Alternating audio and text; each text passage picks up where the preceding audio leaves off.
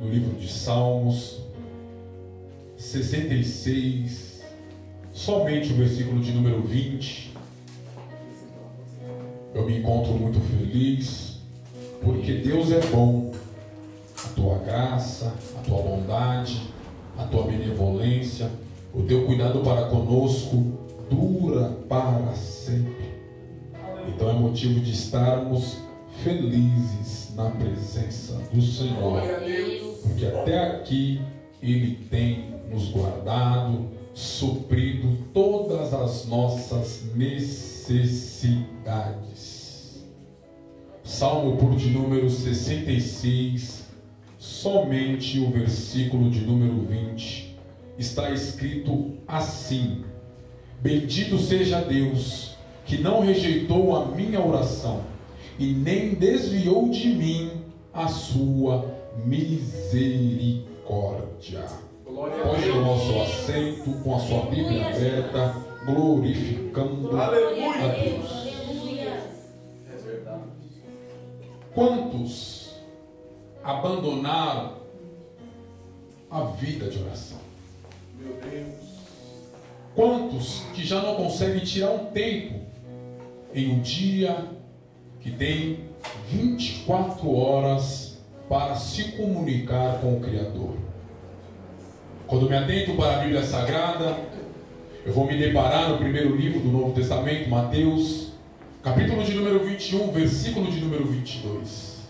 Jesus, ele toma a palavra na presença dos seus discípulos e vai dizer: tudo o que pedir em oração, crendo, recebereis.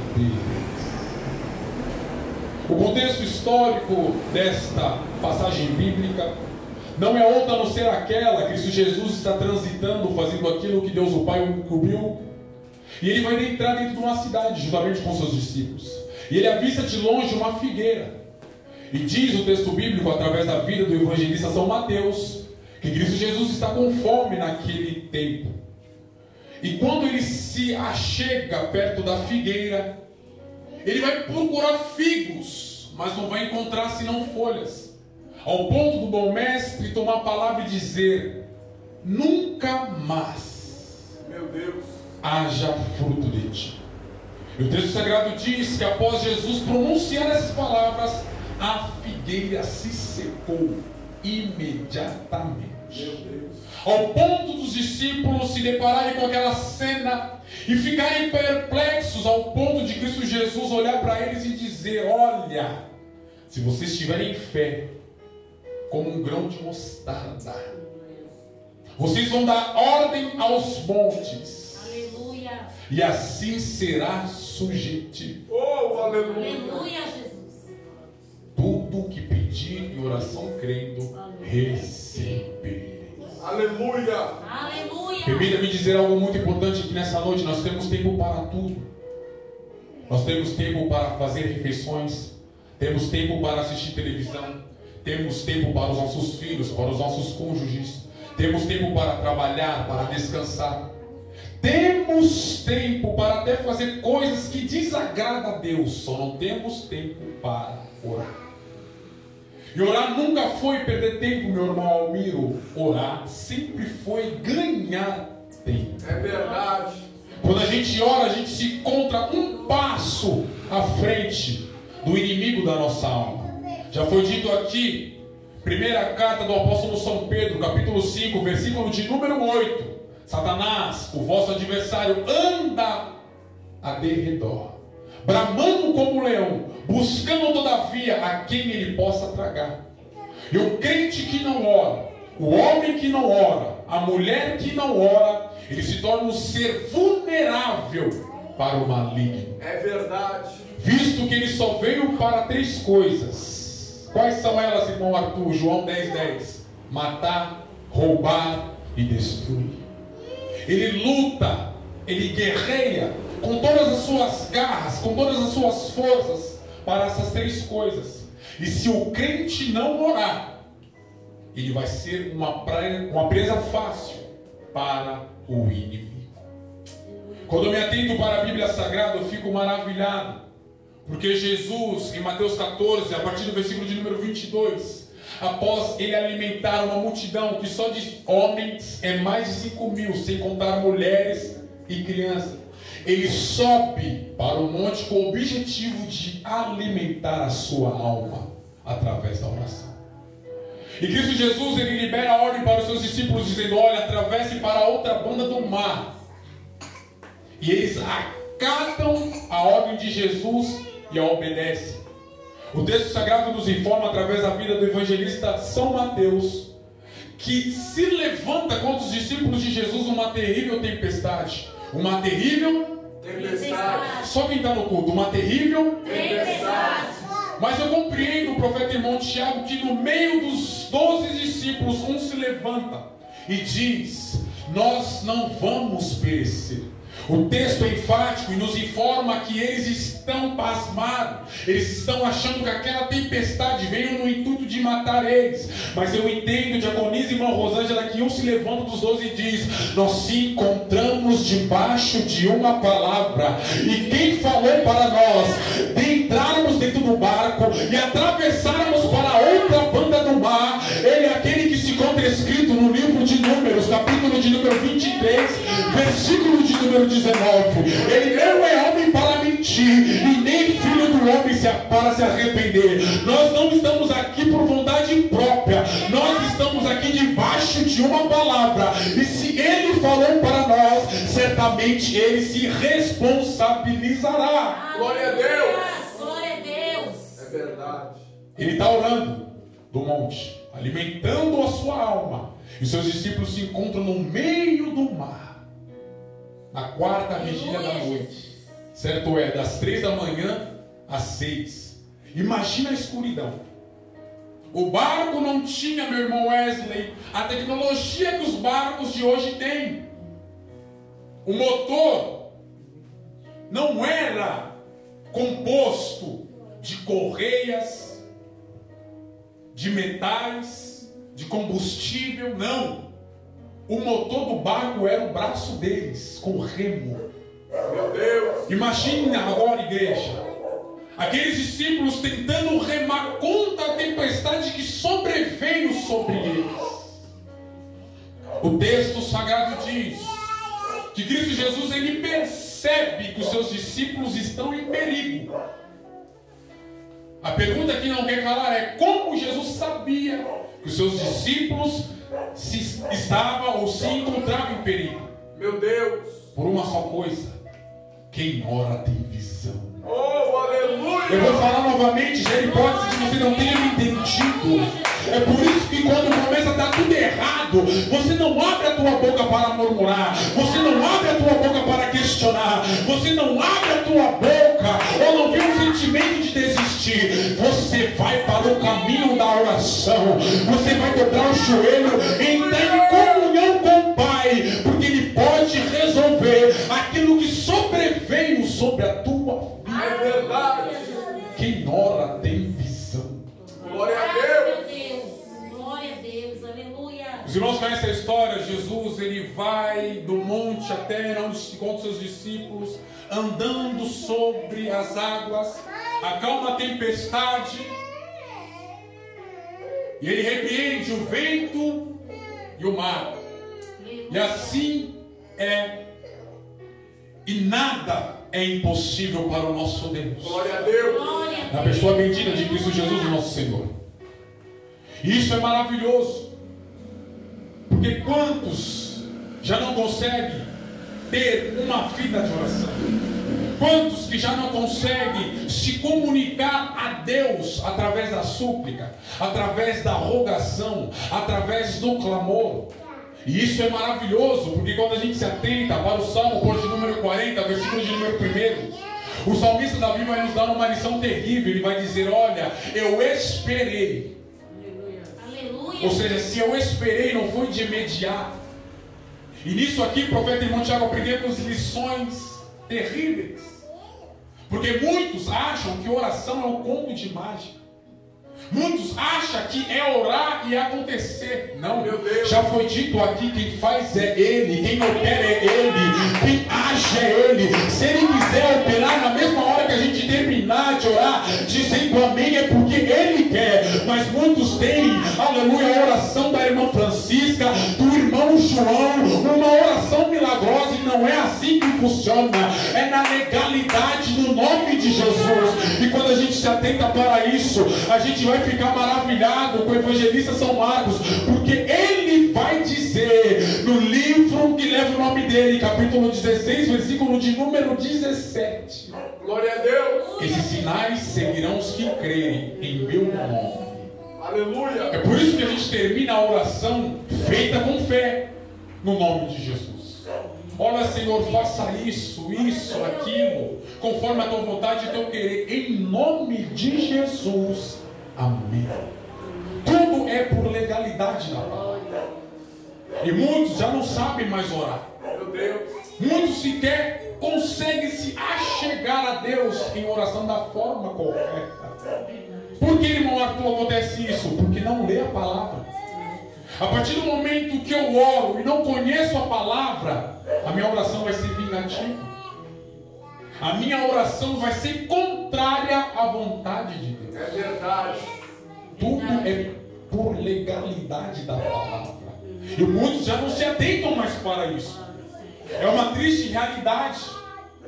E Jesus, ele nunca ensinou os seus discípulos a pregarem, mas ele ensinou os mesmos a orarem e a orarem com ousadia. É verdade. Quando a gente se atenta para Mateus, capítulo de número 6, a partir do versículo de número 9, a gente vai entender que Jesus está dizendo: olha, quando vocês orar, vocês devem orar desta maneira: Pai nosso que estás nos céus, santificado seja o teu nome. Aleluia. Venha a nós o teu reino, seja feita a tua vontade, Aleluia. assim na terra como é no céu. Aleluia, O Jesus. pão nosso de cada dia nos dai hoje. Perdoa, Senhor Deus, as nossas dívidas, assim como nós temos perdoado aquele que tem nos ofendido. Não permita de modo algum cairmos em tentação. Livra-nos do mal, pois bem sabemos nós que teu o reino, o poder e a glória para todos sempre. Aleluia. Glória a Deus. Então Jesus, ele ensinou os seus discípulos a orar. E esta oração do Pai Nosso, essa oração dominical, é uma oração modelo. A gente tem que ter ela como um esqueleto da nossa Aleluia, oração. Jesus.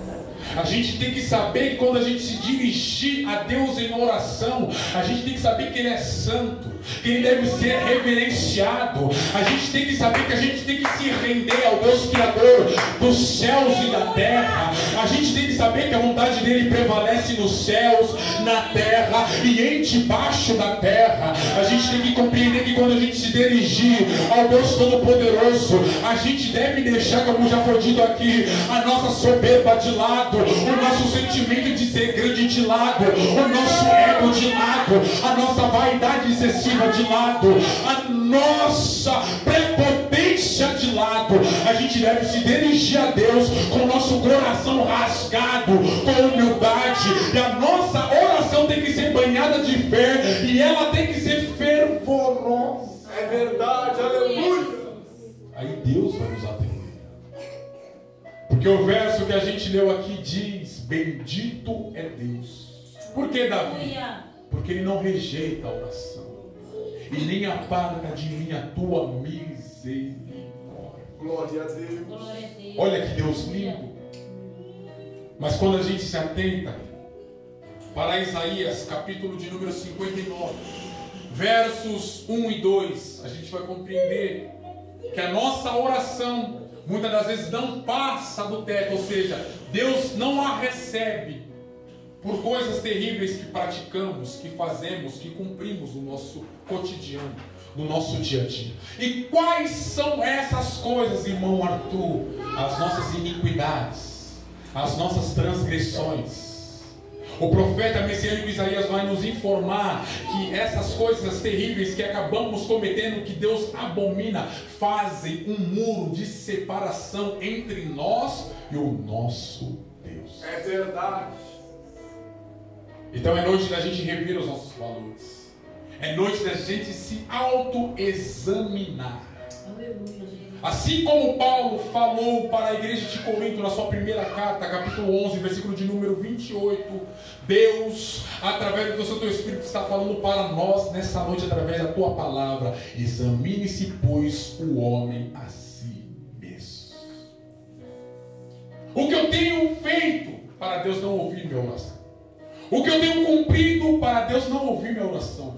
De qual forma eu tenho me comportado para Deus não ouvir a minha oração? Oh, aleluia, é verdade. É terrível. Eu louvo a Deus pela vida do presbítero Monte Tiago, por ter sido boca de Deus mais uma vez na noite desse dia. A carne ela é terrível. E a carne ela pende para as coisas da carne. É verdade. A nossa carne odeia orar. A nossa carne, ela odeia acordar de madrugada. É verdade. Abrir mão dos edredões e dobrar o joelho É verdade. para clamar pela sociedade. Oh, Para clamar e orar pela humanidade.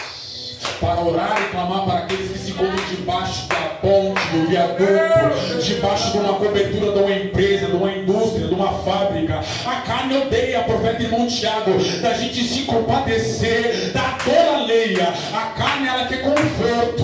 A carne ela quer coisas que agradem a ela. Então a carne ela odeia ler a Bíblia. A carne odeia consagração. A carne odeia renúncia. A carne odeia ler a Bíblia. A carne odeia santidade. é verdade. A carne odeia, irmão. Já foi lido aqui, Gálatas 5,16. Portanto, andai em espírito, e não cumprireis de maneira alguma as concupiscências. Oh, aleluia. Temos que orar. É verdade. Devemos caminhar em oração. Quando a gente se atenta para a Epístola de Tiago, capítulo 5, versículo de número 17, o irmão de Cristo, ele vai nos informar algo magnífico da parte de Deus. O que ele vai nos informar? Que Elias, ele era um homem sujeito às mesmas paixões do que nós. Explica isso, irmão. Simples. Elias, ele era como eu. Elias, ele era como você.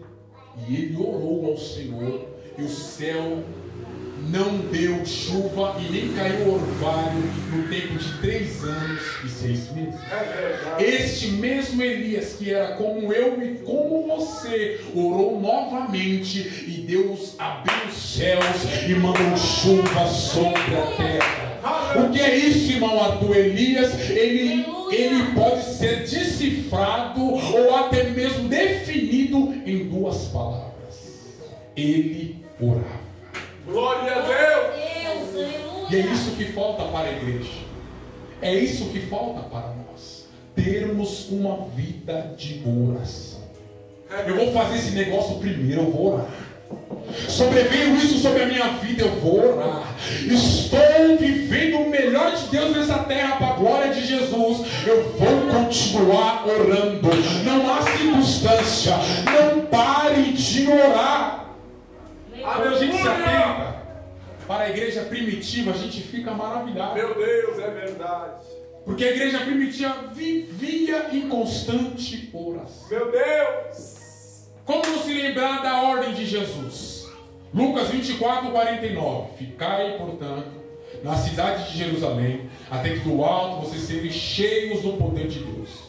E esse esperar a promessa não é esperar com as pernas para o ar. Não é esperar acomodado. Não é esperar de qualquer jeito. É esperar orando. Aleluia.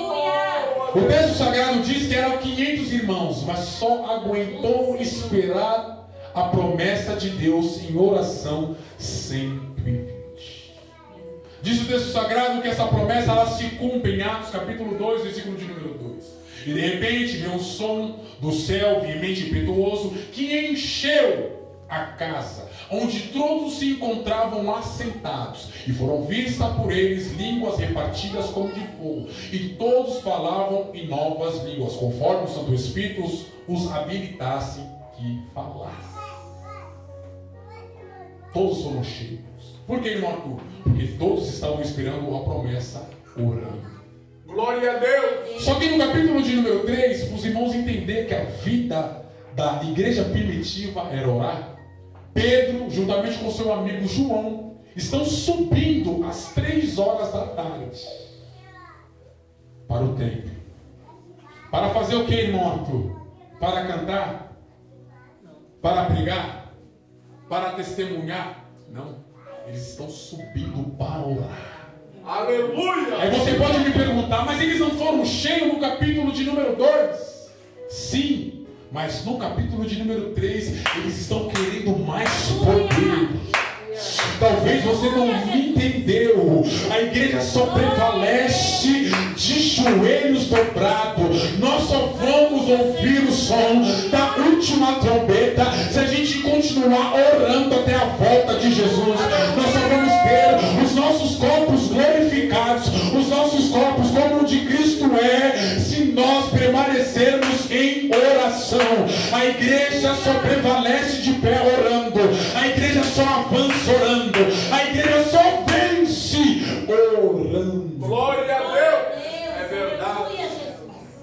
Aleluia. E o crente que ora, igreja, ele tem poder. Eu vou falar de novo. Aleluia. O crente que ora, ele Glória a tem Deus. Aleluia. E este poder, irmãos, é só para uma finalidade, só para um propósito, meu irmão Wesley. Qual, irmão Arthur? Glorificar o nome do Senhor. Meu Deus. Eles estavam tão cheios, meu irmão Almiro, que diz o texto bíblico no versículo de número 1 do capítulo de número 3 do livro de Atos dos Apóstolos, que era posto um varão que era coxo de ambos os pés na porta do templo para esmolar para aqueles que entravam dentro do templo e para aqueles que saíam do templo.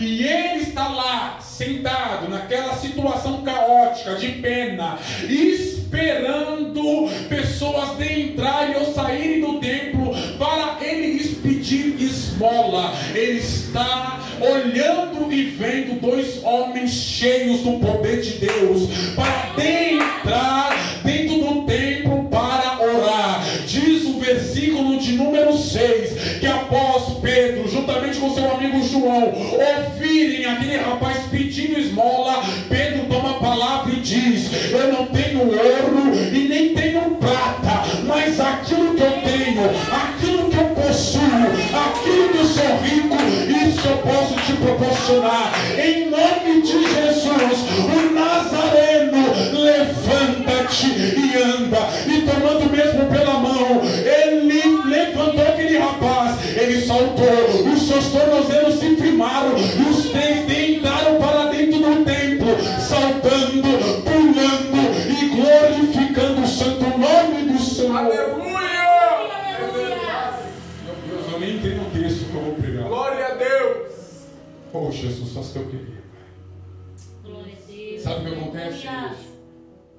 Tem pessoas paralisadas pelo diabo, vendo eu e você ir para o templo, voltar do templo, ir para o templo, voltar do templo. E a única coisa que essas pessoas esperam é que a gente pare e fale com elas e dê aquilo que se encontra dentro de nós, que nós somos ricos para eles. É verdade. Aleluia. Eles estão esperando uma palavra da minha e da tua parte. O que temos feito?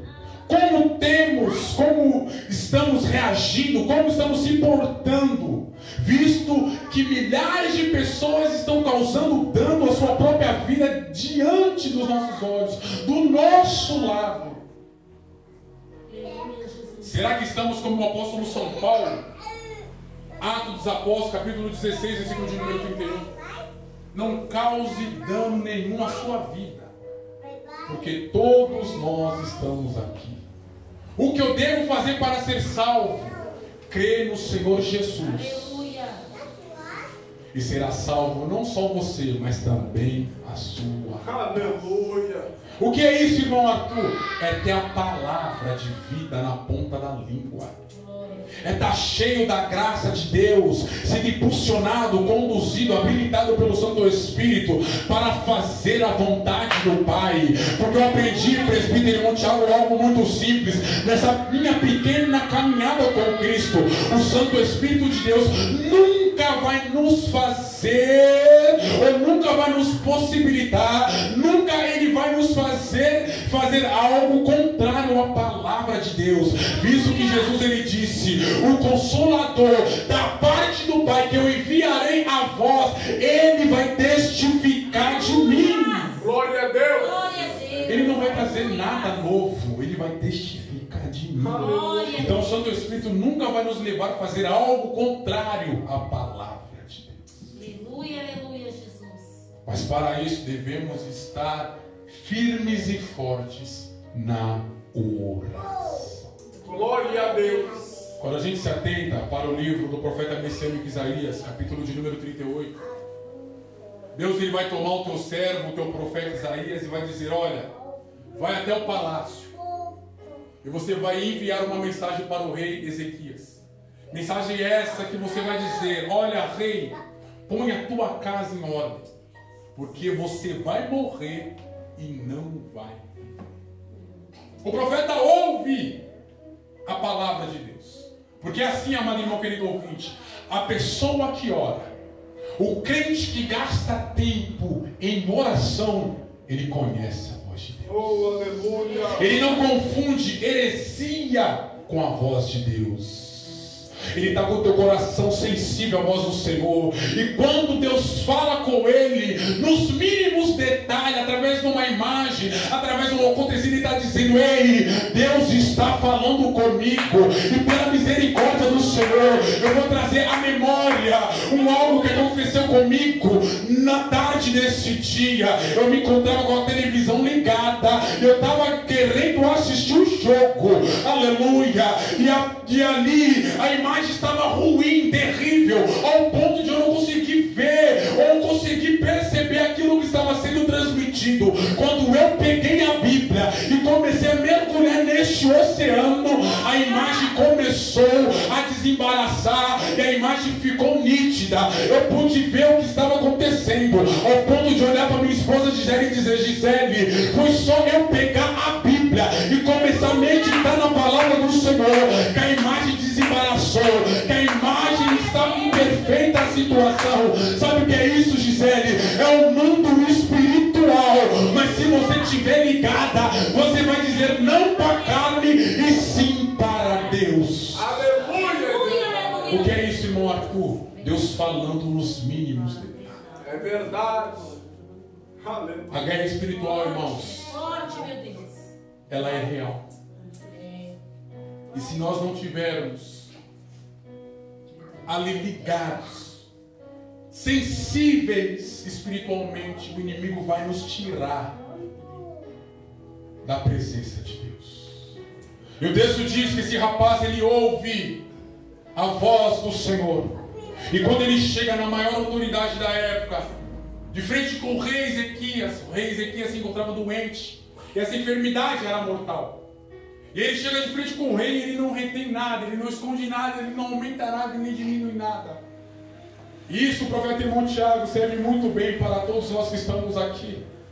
Quando você tiver a oportunidade de verbalizar a palavra de Deus, quando você tiver a rica oportunidade de falar do amor de Cristo, fala conforme a palavra de Deus. Não tire e nem acrescente. Somente seja o instrumento de Deus para aquilo que se encontra escrito, registrado. Não aumente e não diminua. Eu louvo a Deus pela vida do profeta Isaías, porque ele não acrescentou e nem diminuiu. Ele falou aquilo que Deus queria que o rei Ezequias soubesse. Quando ele está de frente com ele, vai dizer: rei, olha aqui, assim diz o Senhor, que essa enfermidade da qual o Senhor se encontra cometido é para a morte. O Senhor vai morrer e não vai viver. Meu Deus.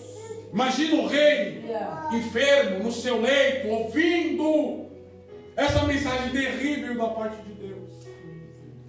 Diz o versículo de número 2, que como ele estava, ele ficou.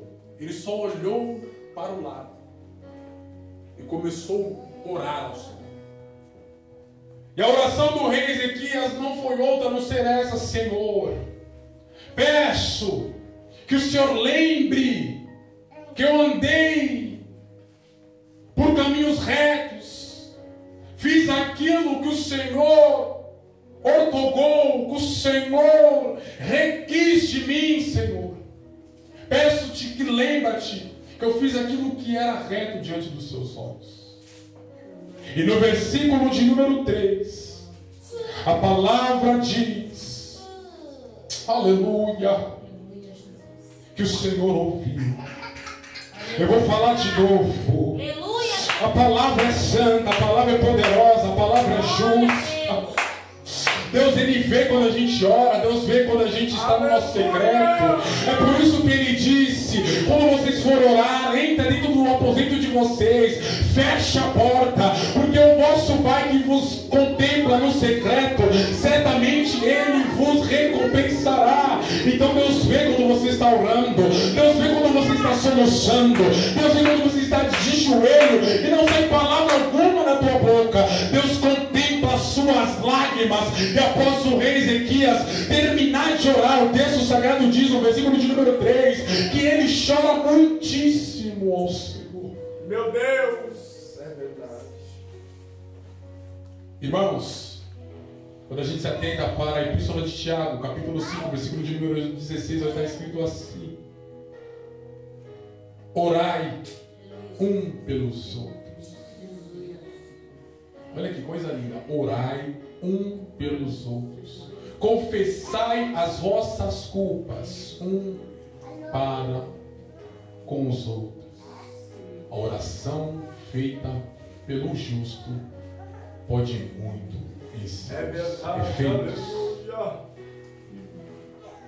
Mas o que chama a minha atenção é que Tiago, ele é categórico, ele é direto, ele é claro.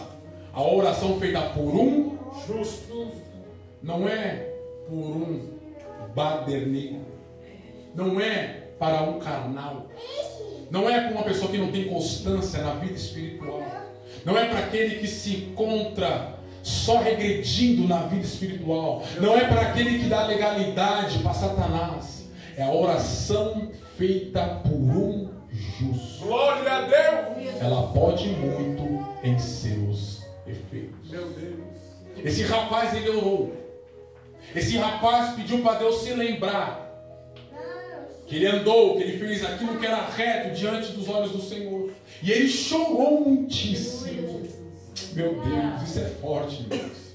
Versículo de número 4, no capítulo de número 38 do livro do profeta Isaías, diz assim: veio a palavra do Senhor a Isaías dizendo, versículo de número 5, vai até o rei novamente, Ezequias, e fala para ele que assim diz o Senhor Deus de Davi teu pai. Meu Deus, glória a Deus. Olha a oração desse homem, mudou o decreto de Deus. Olha a oração desse homem, mudou o recurso da vida dele. Olha o porquê que a gente sempre deve orar e nunca esmurecer, e nunca desistir, e nunca desanimar, porque a nossa oração, ela pode mudar a vontade de Deus. Aleluia, Jesus. Como não se lembrar, o decreto não era outro a não ser esse: você todavia morrerá e não viverás. Ele ora, chora e Deus muda o decreto. Deus fala com o profeta novamente. E quando a gente se atenta para a história, a gente vai compreender que ele não chegou nem a sair do palácio. Ele retorna, volta, entra dentro do leito do rei Ezequias e diz: assim diz o Senhor, Deus de Davi teu pai, que ele ouviu a sua Oração. Meu Deus. E ele também contemplou as suas lágrimas. Ele está acrescentando para ti mais 15 anos. Glória a Glória a Deus. Deus. Aleluia, Jesus. Olha que coisa linda, irmãos. Ele contempla as nossas lágrimas. Oh, aleluia. Ele ouve a nossa oração. Aleluia. Então não pare de orar. Não pare de gemer, não pare de suplicar, não pare de rogar, não pare em nenhum momento de se comunicar a Deus. Por que, irmão Arthur? Porque Ele te ouve e pode atender a sua súplica, o teu clamor, o teu gemido, o teu choro, a tua oração. Ah, irmão Arthur, mas eu não sei orar, eu não sei como se achegar a Deus através da oração. Eu vou liberar o segredo para a tua vida. Se achega a Deus sabendo que Ele é poderoso e que você é pequeno. Chega-se a Ele sabendo que Ele tem todo o poder e nada fugiu do teu santo e absoluto controle, e que você é pecador, mas pela justiça de Cristo, que te dá legalidade através da cruz do Calvário, você pode se achegar a Ele através da oração. Meu Senhor, eu sou pequeno, mas eu estou te rendendo graças. Meu Senhor, eu peço a Ti, tenha misericórdia da minha vida, me dê força para mim não desistir, me dê força para mim não parar, me dê força para mim não se prostrar diante da dificuldade, perante o dia mau. Meu Senhor, a Tua palavra diz que o Senhor me ouve e pode atender a minha súplica, o meu clamor, o meu gemido, a minha oração. Se comigo, Jesus. Pois certamente Ele entrará na tua causa e o nome dele será glorificado. Então fique com essa palavra. Não se esqueça. Deus, Ele ouve as nossas orações. O salmista, ele já nos informou. Bendito é Deus. Por quê? Ele não rejeita a oração. E nem aparta de mim a tua misericórdia. Glória a Deus. Olha que coisa linda. Eu vou falar de novo. Bendito é Deus que não rejeita a oração e nem aparta de mim a tua misericórdia. Oh, glória. Aleluia. O profeta das lágrimas, Jeremias, quando ele escreve Lamentações, capítulo 3, versículo de número 22 e 23, ele vai dizer assim: a causa de não sermos destruídos são as misericórdias do Senhor. Por que, Jeremias? Porque elas são infinitas e novas são a cada manhã. Glória Olha a que Deus. coisa maravilhosa. Então ore, não pare de orar. Ah, irmão, a tua é impossível. Então ore, porque o Deus do impossível ainda realiza milagres. Ore pela conversão do teu parente. Ore pela cura esperada. Ore por aquilo que o homem não pode te proporcionar, porque o Deus que não rejeita a oração, Ele pode ouvir e atender o teu clamor. Amém, meus irmãos? Amém, meus irmãos? Amém. Glória a Jesus. Bate palma para o Senhor.